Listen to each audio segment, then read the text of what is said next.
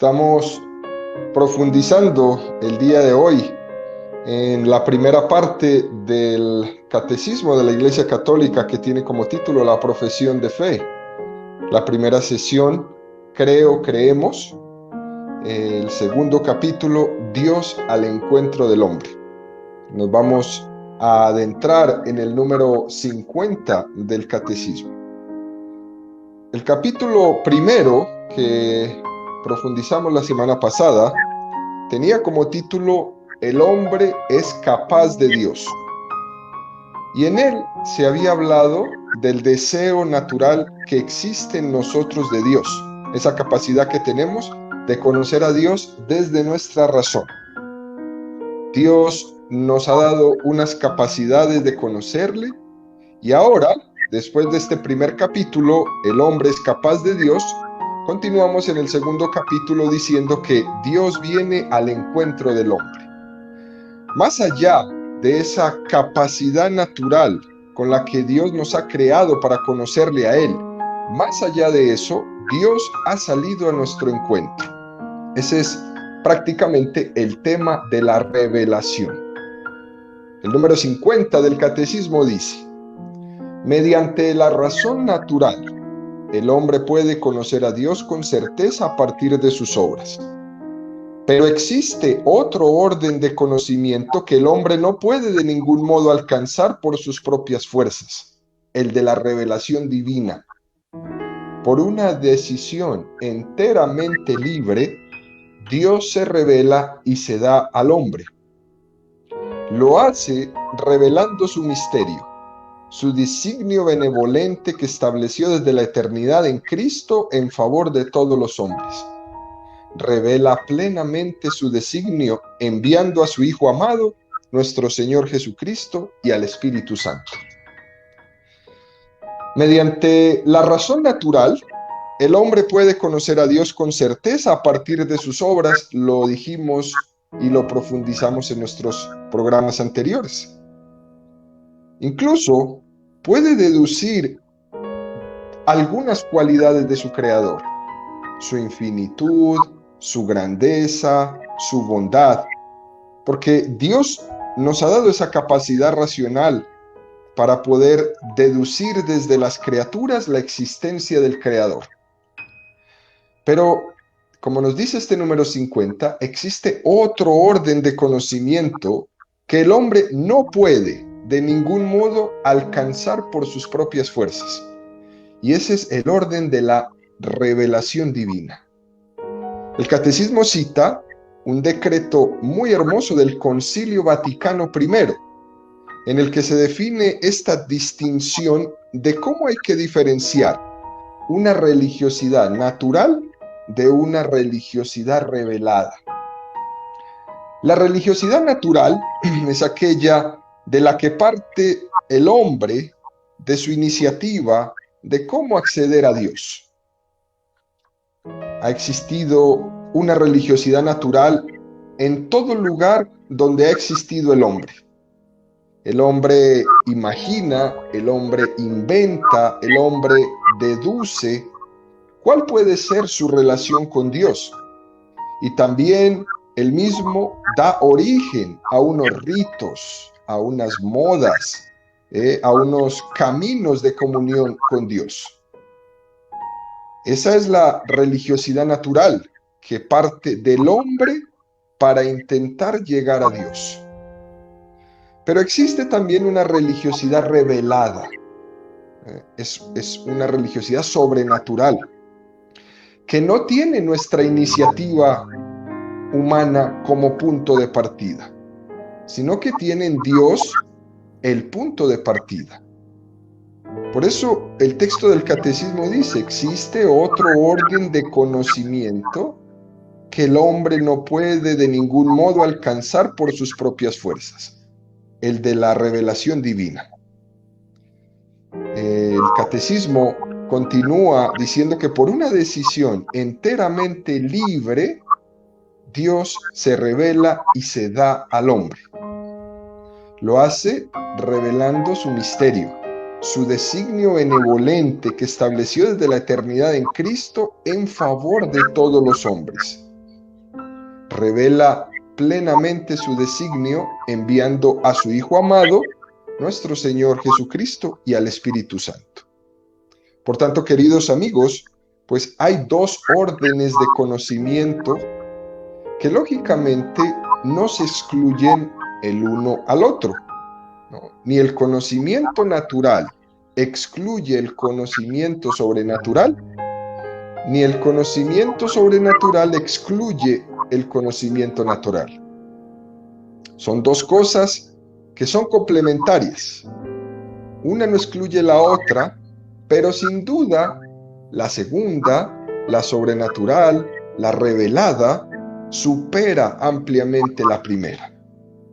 Por ejemplo, imaginémonos un periodista del New York Times, que está queriendo conocer la vida de una persona importante, ¿no? Un exitoso humanista o un exitoso cantante, ¿no? Actor, actriz. Claro que esa persona importante tiene pues muchas medidas de seguridad, los cuales son difíciles de poder romper para poder acceder a ella. Y este periodista entonces instala cámaras, ¿no? De teleobjetivos de larga distancia en los que más o menos saca fotos de la persona, hace aproximaciones del sitio y le va siguiendo de un lugar a otro.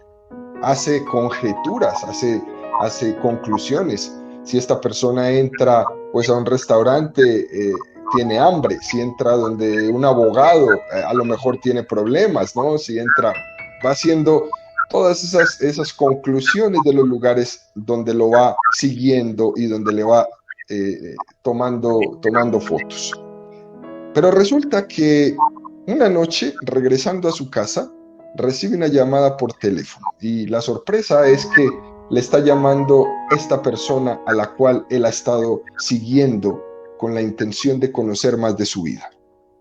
Esta persona le muestra el deseo de conocerle personalmente al periodista y le invita a ir a su casa para cenar con él y conocerse. Obviamente, son dos maneras de conocer la vida de esa persona totalmente diferentes, ¿no? Una, la que él desde su debilitada capacidad intentaba, ¿no? Tomando fotos desde lejos, haciendo acercamientos, y otra, muy diferente, va a ser el conocimiento que él va a tener de esta persona hablando directamente con él, porque a partir de ese diálogo cara a cara con esta persona, él le va a revelar su vida.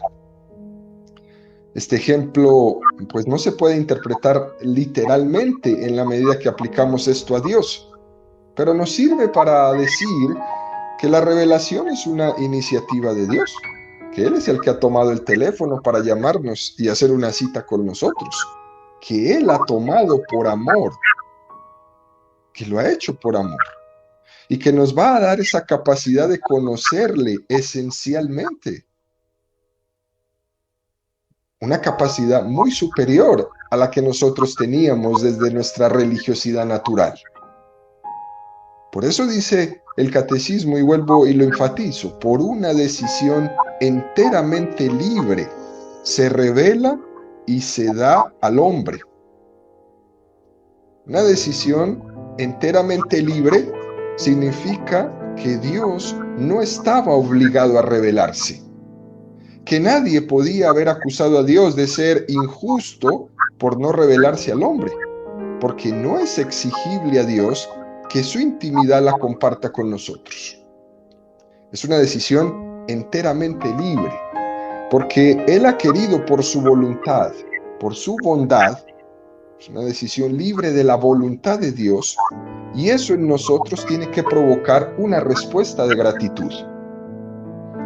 Imagínense ustedes, queridos amigos, cómo sería la respuesta que este periodista tuvo cuando recibió la llamada de la persona que estaba queriendo conocerle en el momento que le hizo la cita. Sin lugar a dudas, La respuesta del periodista tuvo que ser una respuesta de tremenda gratitud, sobre todo porque cuando los periodistas suelen hacer estas entrevistas, hay mucho que tienen que pagar a muchas personas para llegar a ellos, para poder tener estos reportajes y estas exclusivas. Pero es que en el caso de Dios no. Se trata de que Él es el que nos ha invitado gratuitamente, por pura dádiva suya. Nos ha invitado gratis a conocer su intimidad. Podríamos preguntarnos, ¿somos conscientes de lo que supone que la revelación de Dios sea una gratuidad? Y esa respuesta va a depender del sentido de gratitud, de cómo nosotros entendemos la palabra de Dios que se nos revela. El que es consciente es alguien que tiene hambre y sed de la palabra de Dios. Pero si no está en esta actitud, posiblemente es que no tenga conciencia de lo grande y de lo maravilloso que es que Dios se nos haya revelado, que Dios se nos haya descubierto. ¿Qué quiere decir esto? Quiere decir que hay indicios en los que dejamos patente que no tenemos conciencia de la maravilla de la revelación, de la maravilla que es que Dios se me descubra. Si conocieras el don de Dios, le dice Jesús a la samaritana, si conocieras lo que es que Dios se te descubre en tu vida, ¿cómo vas a estar regateando unos 2 o 3 minutos para que se te predique la palabra de Dios? ¿O para terminar cualquier encuentro con Dios? ¿O para incluso algunas veces decirle al sacerdote, Padre, ¿puedes hacer la homilía un poco más cortita? Deberíamos no únicamente escuchar esto como palabras bonitas, sino aunque sea un poco meter el dedo en la llaga, ¿no? Examinarnos si tenemos hambre y sed de acoger la palabra de Dios, de acoger la revelación que Dios nos invita. Quizás queriendo decir que el mayor sufrimiento de Dios tiene que ser este, ¿no? El de quien quiere revelar algo y ve que sus hijos no acogen su llamada. La revelación de Dios es consecuencia de una decisión libre y amorosa. Amorosa, que quiere decir por amor, y libre, que quiere decir que no es debida, sino que es gratuita. Dios se revela al hombre, Dios se descubre, Dios le habla. No se ha quedado con los brazos cruzados viendo cómo sus hijos, cómo sus criaturas teníamos esa dificultad de conocerle. Y a veces estábamos como tanteando casi a ciegas, sin la capacidad de descubrir el verdadero rostro de Dios. Y por eso Él nos ha hablado.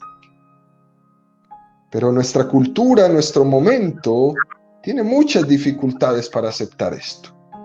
El hombre moderno se dificulta. Y crea una barrera, crea una frontera entre la creencia y la increencia. Así como en el momento en el que la ideología marxista estaba pues en su apogeo, en su auge, parecía que la frontera era la afirmación de la existencia o no existencia de Dios. Y el marxismo afirmaba que la religión era el opio del pueblo, que era una construcción para engañarnos y para engañar a los pobres del mundo y consolarles con la promesa de un cielo. Pues hoy en día existe algo de eso todavía, pero en realidad no está tan fuerte. Ya no hay fuerzas para sostener este tipo de teorías. Es un grupo minoritario. Hoy en día, más que ateísmo, lo que existe más bien es un agnosticismo, no entendido como una negación explícita de Dios, sino el decir que es posible que exista un ser superior, que exista un ser trascendente o una energía infinita, pero lo que ya se descarta como una cosa absurda es la posibilidad de que ese Dios, de que ese absoluto, de que esa incluso energía se pueda comunicar personalmente como nosotros. Que sea un Dios que nos hable, que se nos comunique, eso ya cruza la frontera del hombre moderno, del hombre agnóstico, y él no cree. Es una continuación moderna de esa herejía gnóstica que existió desde los primeros siglos de la Iglesia. Una tendencia gnóstica a quien le repugnaba que los misterios trascendentes y sobrenaturales sean presentados con la cercanía y la concreción propias de algo que está a nuestro alcance. Como si Dios estuviera tan lejano que sería imposible que se manifestara. Este agnosticismo viene a decir que la revelación, eso de que Dios nos habla y nos muestra el camino y nos enseña los mandamientos y nos da unos sacramentos para orar con Él, sería el recurso de los ignorantes que necesitan ver y palpar y prender velitas a santos. Para ellos, lo que nosotros hacemos y creemos es de ignorantes.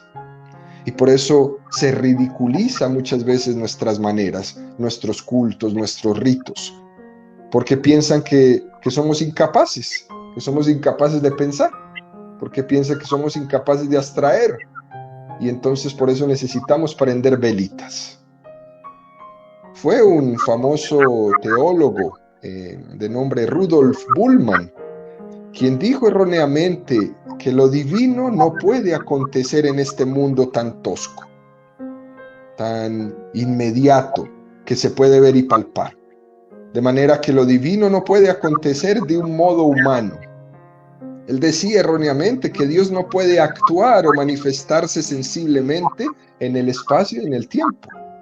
Dios no puede ser la causa de acontecimientos físicos.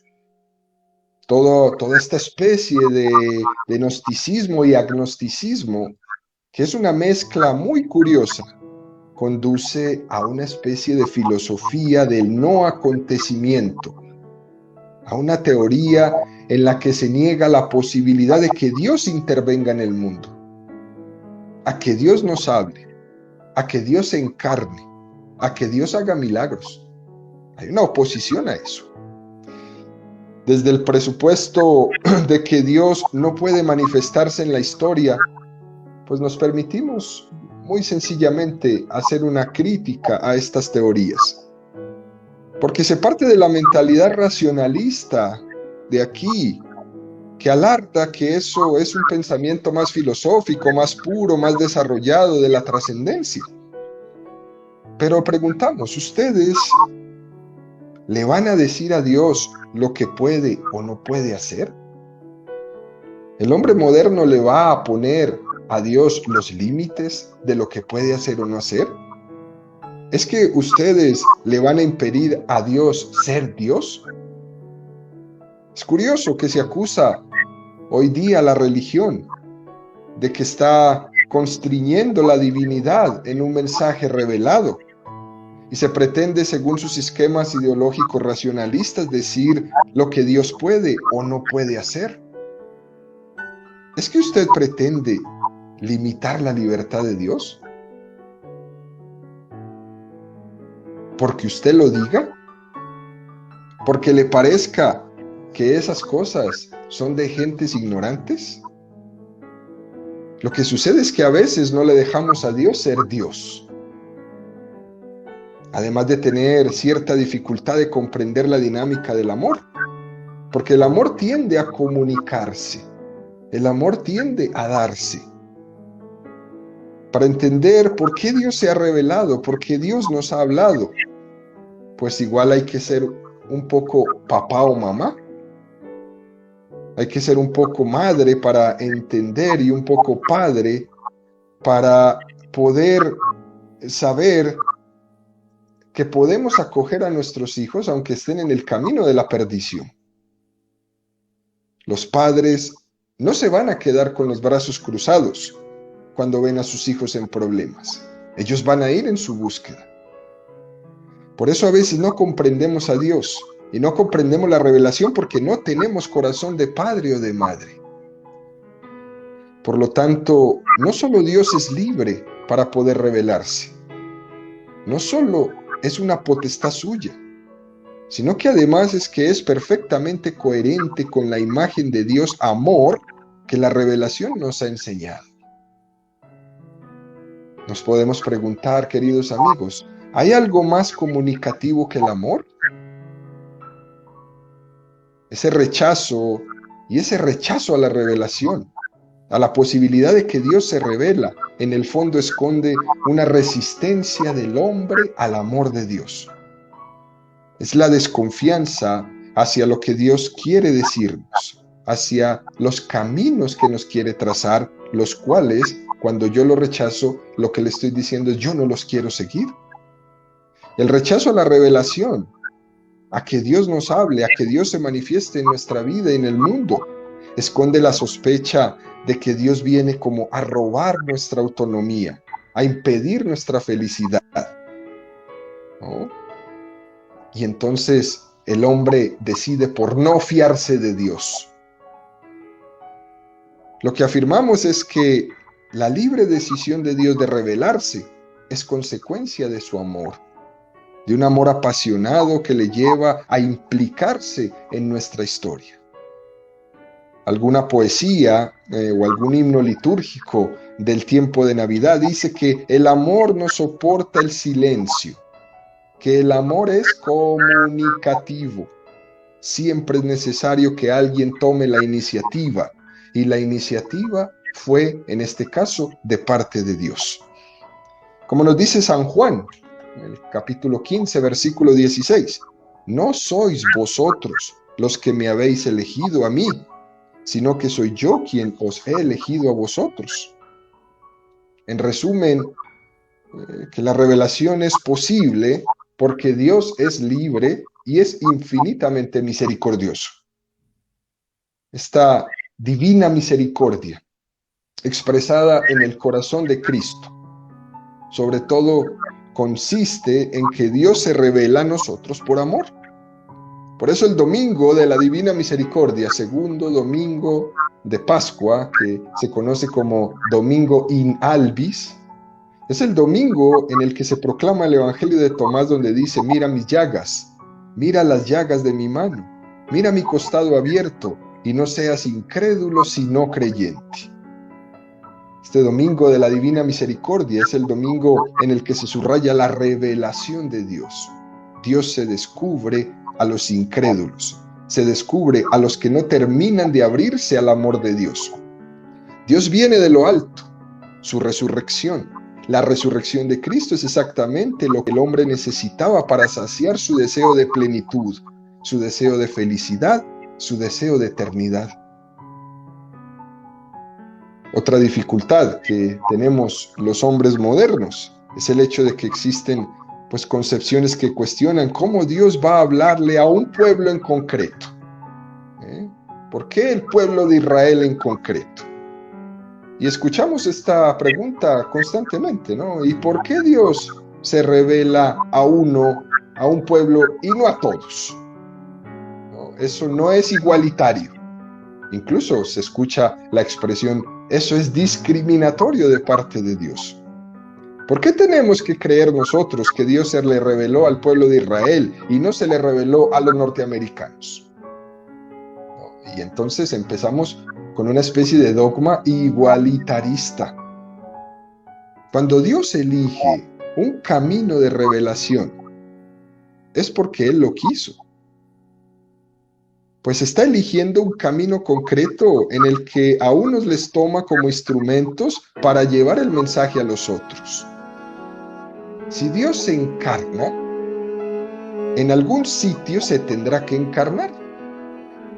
Y si se hace hombre y entra en nuestros parámetros históricos, en nuestro espacio y en nuestro tiempo, pues no va a estar al mismo tiempo en Nazaret y en Atlanta.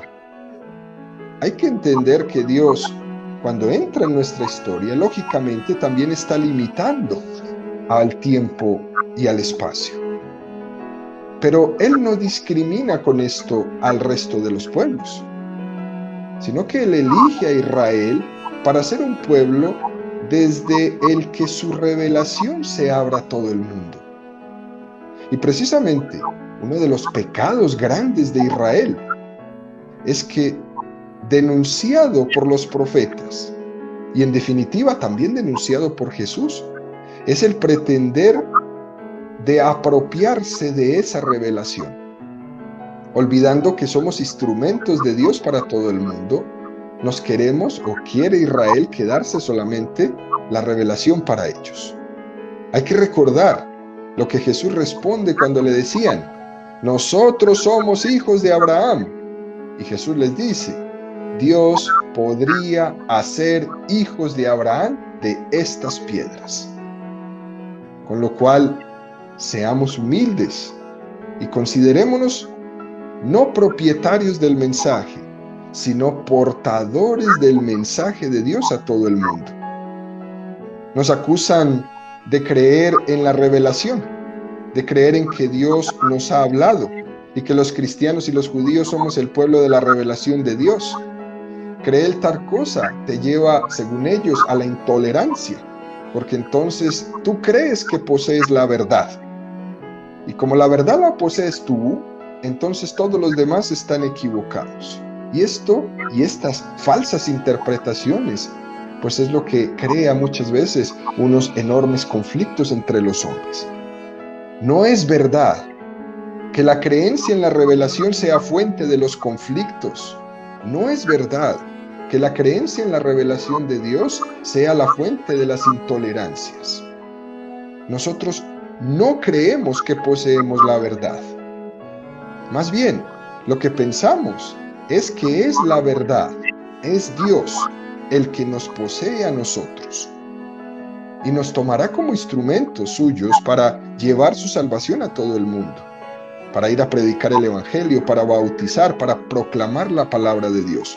Pero nosotros no creemos que somos los poseedores de la verdad. Eso no nos lleva en absoluto, ni nos debe llevar a un sentido de estar como seguros de nosotros mismos, sino que nos debe llevar a sentir una gran responsabilidad de que Dios nos ha elegido como instrumentos suyos para todos. No es verdad que la revelación sea como una semilla de intolerancia. No lo es, nunca lo ha sido y nunca lo será. Ahora, al mismo tiempo también, la existencia de la revelación nos tiene que hacer caer en cuenta de que no podemos equiparar, pues tampoco, todas las religiones, porque Dios se ha revelado por un camino concreto y todas las religiones que existen en el mundo no son reveladas.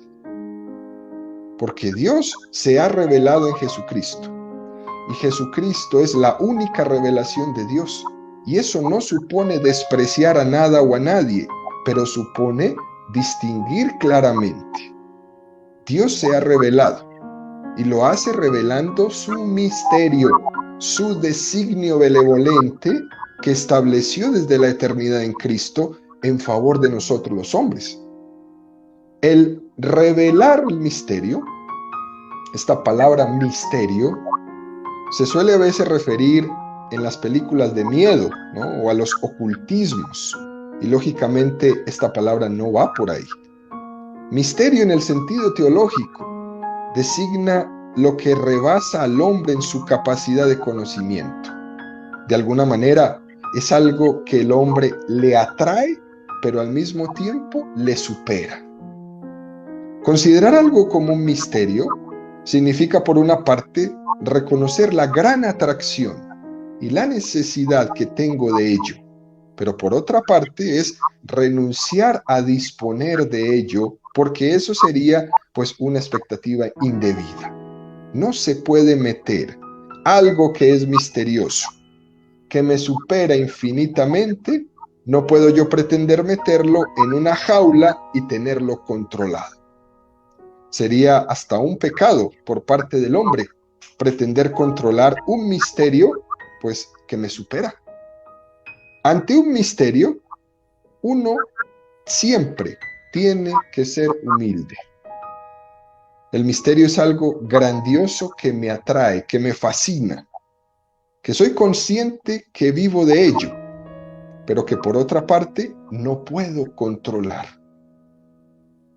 Por ejemplo, cuando decimos Dios revela su misterio, no lo entendemos como algo que ya está arreglado, que ya no tiene ninguna gracia.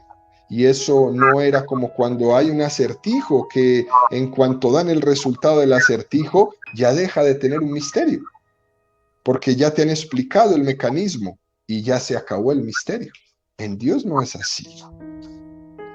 No es ese el sentido en el que hablamos de que Dios nos revela su misterio, porque el misterio está continuamente manifestándose y siempre es nuevo, y siempre es nuevo.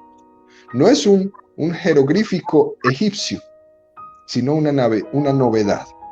El misterio siempre es misterio, y por el hecho de que Dios te lo revele, no deja de ser misterio, seguirá siendo misterio. Cuando se revela Dios es amor, no se puede decir descubierto el misterio, pues no se ha descubierto, se ha revelado, pero sigue siendo misterio. Es decir, es algo que supera la mera razón humana, sigue siendo algo increíble y sigue siendo algo impactante, es decir, algo misterioso. En este sentido, la revelación es como un pequeño adelanto de la visión beatífica que tendremos de Dios en el cielo cara a cara con Él. Un pequeño adelanto de lo que en el cielo tenemos o tendremos por toda la eternidad. Contemplar el misterio que no agotaremos nunca. Es decir, nos quedaremos siempre cortos ante este misterio. La eternidad se va a quedar corta para gozar de la visión de Dios. La palabra designio, la expresión Dios tuvo un designio de revelación, hay que diferenciarla siempre a que Dios libremente así lo ha querido porque nos ama. ¿Recuerdan, queridos amigos, la sorpresa de Zaqueo, que se enteró de que pasaba por allí Jesús? Y entonces tenía esa curiosidad, tenía esa atracción de decir, este hombre del que tanto se habla, voy a ir a verle, ¿no? Y se subió al árbol, porque era bajo de estatura.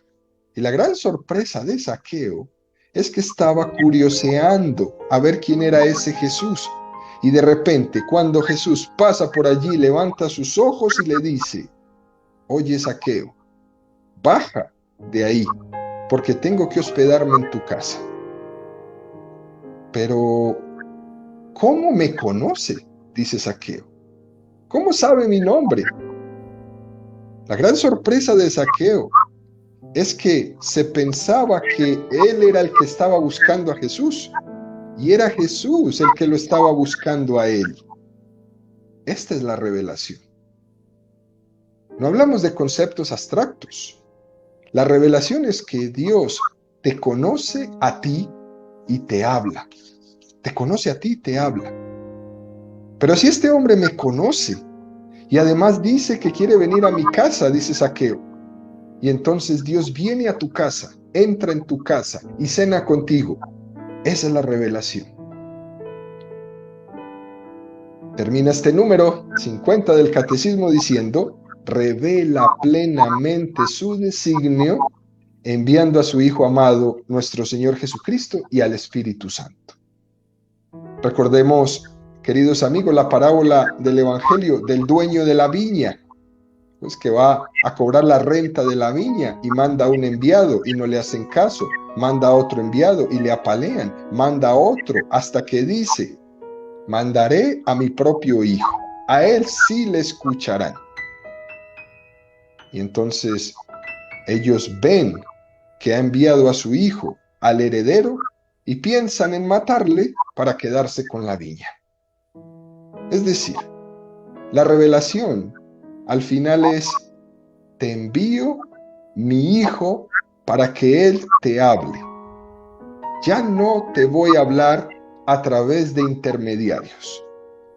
La cumbre de la revelación es: voy a ir yo a hablar contigo. Como si la intermediación no funciona. Yo voy a ir a hablarte en persona. Esa es la encarnación de Jesucristo, en la que se lleva a cabo este misterio de la cercanía de Dios.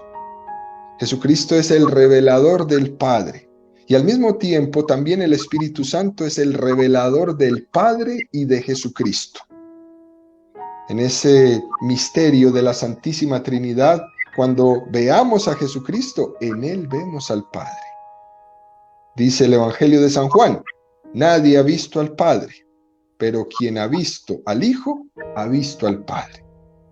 Y lo mismo diríamos del Espíritu Santo, que es el que en este momento actualiza la presencia de Jesucristo a través de los misterios sacramentales y de la vida de la Iglesia. Quien ha recibido al Espíritu Santo ha visto al Hijo, y quien ha visto al Hijo ha visto al Padre. Eso es, queridos amigos, entonces, la cadena de la revelación que nos habla este número 50.